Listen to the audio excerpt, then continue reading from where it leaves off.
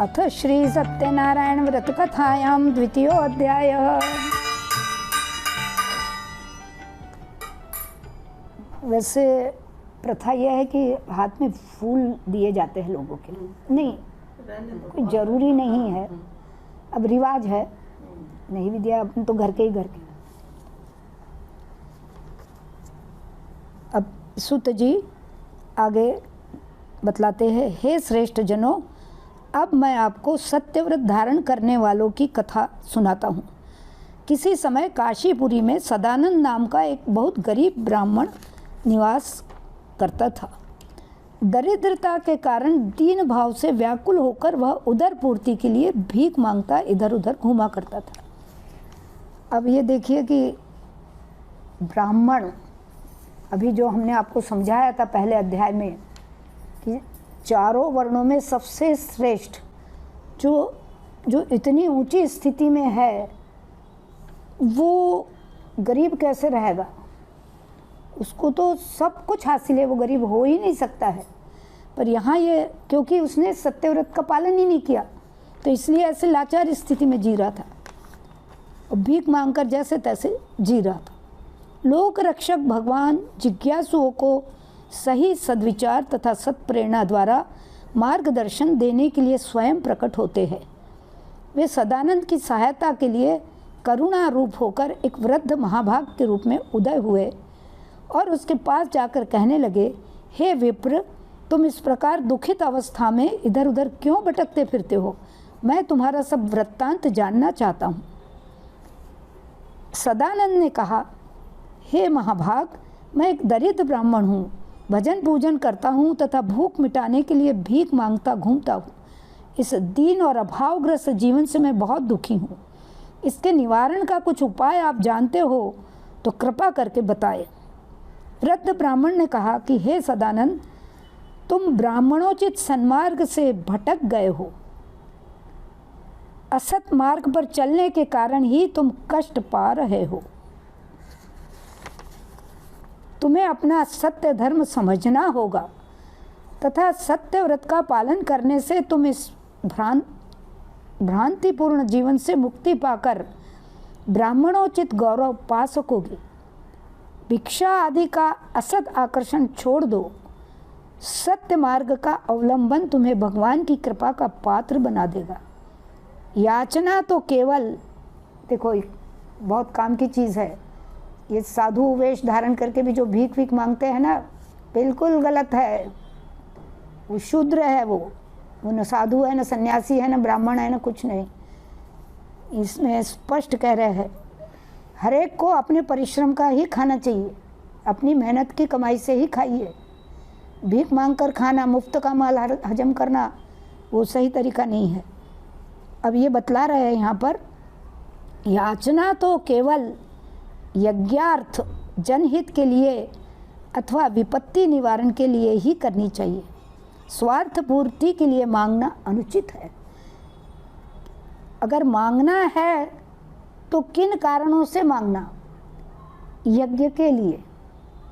यज्ञ के लिए यदि मांगते हैं तो कोई बुराई नहीं है उसमें, क्योंकि यज्ञ में पूरी तरह से परमार्थ का ही काम होता है, कोई स्वार्थ नहीं होता उसमें। अभी विस्तार में नहीं जा पाएंगे इसके, क्योंकि उस यज्ञ के विषय में आपको बहुत विस्तार से समझाना पड़ेगा, तब आपको पता चलेगा कि यज्ञ के लिए वो धन कैसे पवित्र रहता है। और दूसरा है जनहित के लिए, लोक कल्याण के लिए, गरीबों की मदद के लिए यदि धन मांगा जाता है तो उसमें कोई बुराई नहीं है। और तीसरा है विपत्ति निवारण, कोई अनिवार्य संकट आ गया हो। अब जैसे भूकंप वगैरह आ जाता है, मकान टूट जाते हैं, तो अभी बिल्कुल ही रास्ते पे आगे कुछ है ही नहीं, तो उस समय तो भाई जो कोई भी दूसरा कोई मदद करेगा, खिला देगा, तो वो खाना ही पड़ेगा, उसमें रहना ही पड़ेगा। तो ये तीन कारण, यज्ञ के लिए, जनहित के लिए और विपत्ति निवारण के लिए यदि मांगना पड़ता है तो उसमें कोई हरकत नहीं है।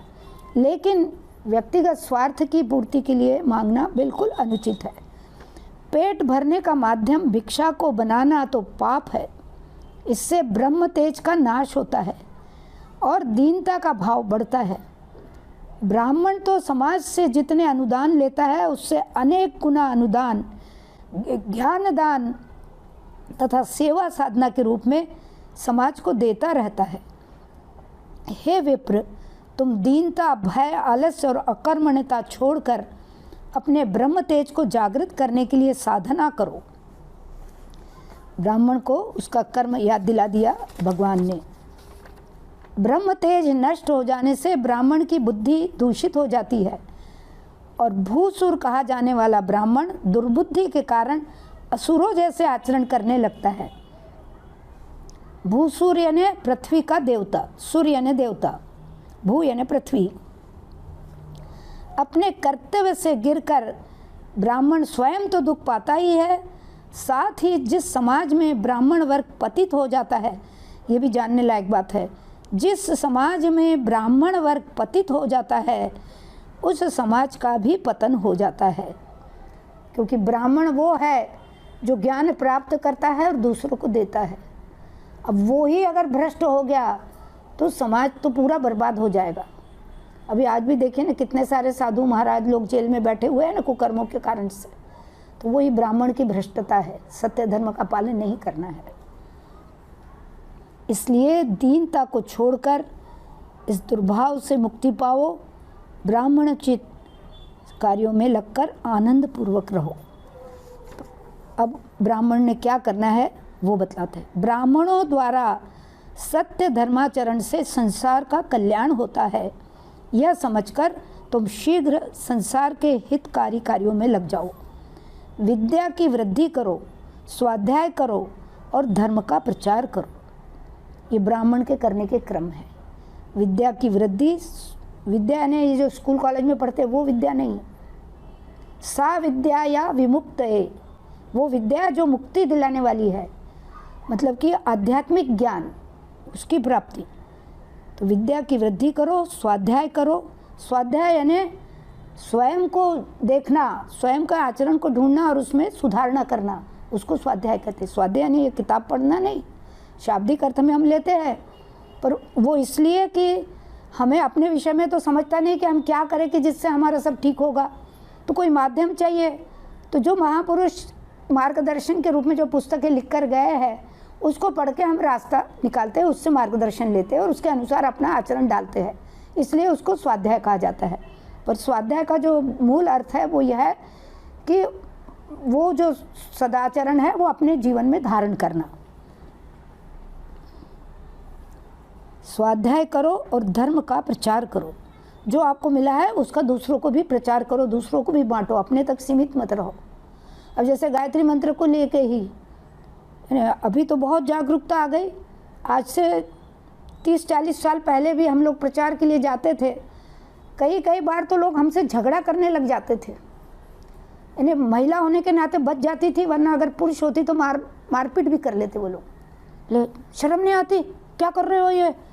कहीं औरतें गायत्री मंत्र सुनती भी है, तुम लोग गायत्री मंत्र बोलते हो, औरतें कहीं गायत्री मंत्र बोलती है।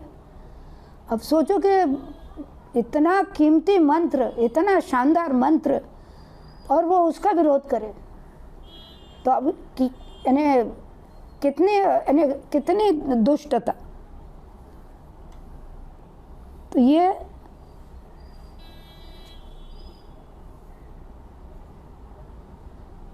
विद्या की वृद्धि, स्वाध्याय करो और धर्म का प्रचार करो। तुम्हें स्वयं गुण, कर्म और स्वभाव की दृष्टि से दूसरों के सामने उच्च आदर्श उपस्थित करना चाहिए। ये भी बहुत बड़ी बात है। सिर्फ मुंह जबानी लेक्चरबाजी से कुछ नहीं होता है। बड़े बड़े भाषण करता है, एक से एक शानदार प्रवचन देते हैं, लेकिन आचरण में सब गड़बड़ी। तो ऐसे आदमी को कौन प्रभावित होगा उससे? आचरण में जिसके होगा वही सच्चा। तुम्हारा कर्तव्य है कि घर घर जाकर जन जन में सच्ची धार्मिक चेतना जागृत करो। वृद्ध ब्राह्मण के रूप में भगवान का आदेश मानकर ब्राह्मण सदानंद ने दीनता छोड़कर अपने आचरण को पूरी तरह सुधार लिया। सत्य व्रत के पालन से उसकी प्रतिष्ठा बढ़ी और समाज के श्रद्धा युक्त सहयोग से उसके सारे अभाव मिट गए और वह तेजस्वी जीवन जीने लगा। तब वह सत्य धर्म की महत्ता दर्शन के लिए धर्म का आयोजन भी करने लगा। सदानंद नियम पूर्वक रविवार, पूर्णिमा, अमावस्या, अथवा अन्य शुभ अवसरों पर सत्यव्रत के प्रचार के लिए आयोजन करता था। आयोजन यानी ये सत्यनारायण व्रत कथा का आयोजन। ऐसे ही एक आयोजन के अवसर पर एक लकड़हारा वहाँ पहुँचा। लकड़हारा यानी वो लकड़ियाँ काट के, जो यानी शूद्र उसको कह सकते हैं, जो 4 वर्ण बतलाए गए ना, ब्राह्मण क्षत्रिय वैश्य। क्योंकि लकड़हारा ने जैसे तैसे भाई चलो जंगल में उस ज़माने में चूल्हे पे खाना पकता था तो लकड़ियाँ उपयोग में आती थी, तो जंगल में जाके लकड़ियाँ काट के ले आते थे और बेच देते थे, और जैसे तैसे उनका पेट भर गया, चलो जिंदगी पूरी हो जाती थी। तो ये ऐसा एक लकड़हारा वहाँ पहुँचा।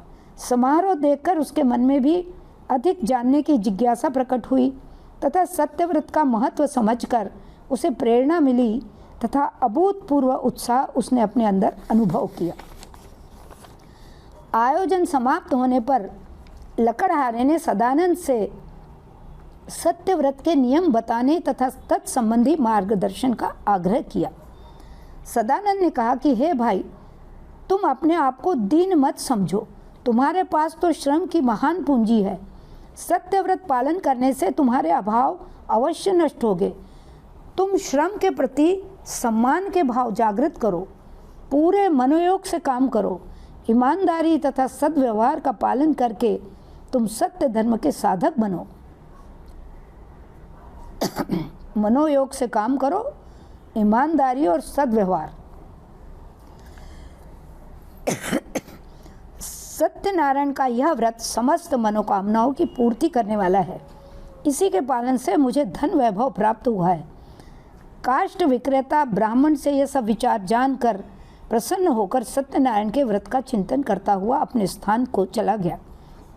वह भी लकड़ी बेचने के साथ सत्यव्रत का पालन करने लगा और उसने अपने गुण कर्म स्वभाव में सत्यव्रती के अनुरूप संशोधन कर लिया।